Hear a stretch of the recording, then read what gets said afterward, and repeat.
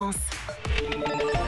Europe 1, 6h45, une envie d'évasion, des idées de voyage ou de recettes pour cet été, ces destinations vacances sur Europe 1 tous les matins, du lundi au vendredi avec Vanessa Zaza et Marion Sauveur. Et d'abord, Vanessa Zaza. Bonjour ma chère Vanessa. Bonjour Lionel. Direction les airs ce matin, les airs de l'Auvergne. Ça, dites-moi, ça sent la montgolfière, non ? Eh bien non, ça sent le drone. Vous allez voir, c'est une autre manière de découvrir le territoire. Mais à mon avis, pas celle à laquelle vous pensez. On peut sillonner l'Allier cet été grâce à un festival itinérant. Il s'appelle Bourdonner au Bourbonnais. C'est sa deuxième édition. Gros succès l'année dernière, plus de 50 000 visiteurs. Et c'est un événement original puisque c'est un festival qui combine donc drone et feux d'artifice. Et donc ils sont là pour filmer ces drones ? Alors non, ce sont eux les acteurs du spectacle. C'est ça. 500 drones lumineux qui créent des tableaux dans le ciel, dans une ambiance quasi religieuse, mais dans laquelle viennent se glisser quelques sons typiquement bourbonnais, comme le bruit d'eau de la faune et de la flore autour de cet allier, qui est la dernière rivière sauvage d'Europe. On écoute Céline Bonnet de l'agence d'attractivité Allier Bourbonnais. Elle nous donne quelques exemples justement de ces symboles bourbonnais. Le saumon qui va être l'emblème de l'Allier, parce que c'est ces saumons sauvages qui remontent l'Allier. Vous avez également le balbuzard, donc qui est un oiseau pêcheur dans la rivière. Le pont Rège-Morte, qui est une des représentantes sur l'Allier, donc d'un magnifique pont à Moulins. Vous avez aussi le cerf ailé, qui est l'emblème du Bourbonnais avec sa devise Espérance. La forêt de Troncé, les cures de Vichy. Donc c'est vraiment des symboles évocateurs à la fois pour les habitants, mais aussi pour les touristes qui vont découvrir tout le département en 15 minutes sur cette thématique de l'eau et de nos richesses architecturales. C'est 15 minutes de ferry. Donc 11 représentations gratuites chaque samedi jusqu'à fin août et qui s'égrènent sur les plus beaux plans d'eau de l'Allier. Alors si on a envie de se poser quelque part dans ce département de l'Allier, vous nous conseillez quelle ville, Vanessa ? Moi je vous invite à rester à Moulins. C'est la culture et le patrimoine à l'état pur. C'est une ville d'art, une ville de collection, de collectionneurs qui a été construite par des érudits, des passionnés, des excentriques. Alors vous avez le Centre national du costume de scène, c'est le premier musée au monde dédié aux costumes et décors de scène. 10 000 pièces uniques qui viennent de la Comédie Française, de l'Opéra National de Paris. Cet été, on parle de marionnettes, elles sont splendides. Le musée de l'illustration jeunesse qui est unique en Europe.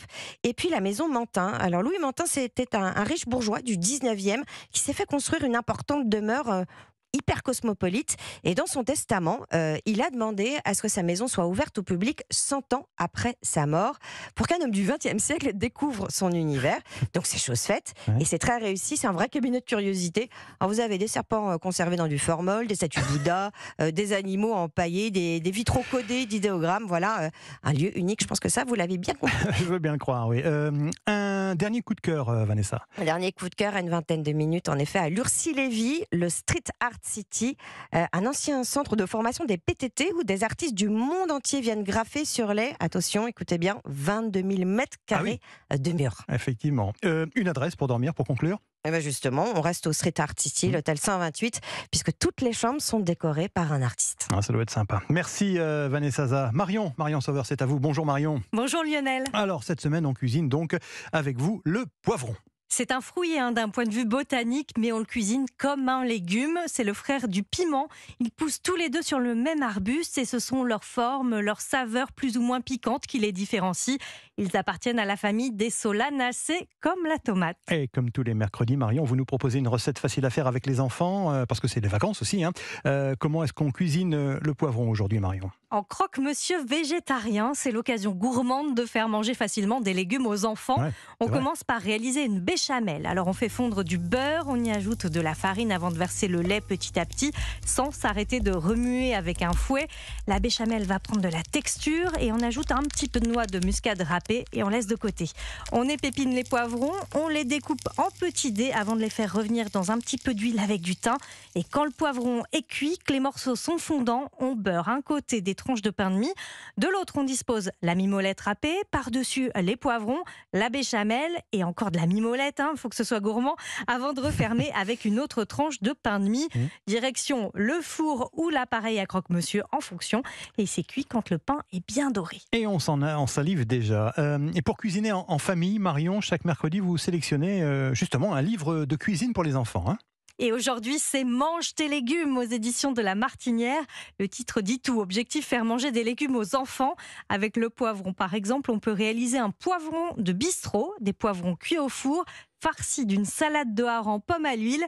Une gourmandise de bistrot à servir en poivron pour apporter un petit peu de croquant. Et ça, c'est une belle idée. Et si on a un peu la flemme de se mettre devant les fourneaux ? Alors, je vous invite dans le bistrot libanais Casti à Paris. Le chef Alan Jeham y propose une cuisine libanaise savoureuse et variée. C'est la cuisine de son enfance qu'il nous partage, avec notamment un plat très gourmand à base de poivrons. Pour les bambas, justement, pas de menu dédié, mais des plats en demi-portion. Et il nous explique pourquoi. Moi, j'ai une enfance que ma mère elle ne faisait jamais un plat spécial pour moi. Elle me fait goûter sa cuisine. Du coup, on essaye à faire ça. Comme le samkehara, c'est un compoté de poivrons. On va mettre les deux poivrons, le rouge et le vert. Un petit peu aussi de poivrons pimentés. Une cuillère de tomate concentrée. 2 oignons, de l'ail. On le fait mijoter tout ça ensemble sur un feu doux. Bien sûr, les enfants, ils adorent ça. Samkehara signifie poisson épicé en libanais et cette compotée de poivrons est donc servie avec du poisson. Mais rassurez-vous, c'est équilibré et pas trop fort pour les enfants. Bien, merci Marion. On retrouve bien évidemment toutes les recettes sur europe1.fr.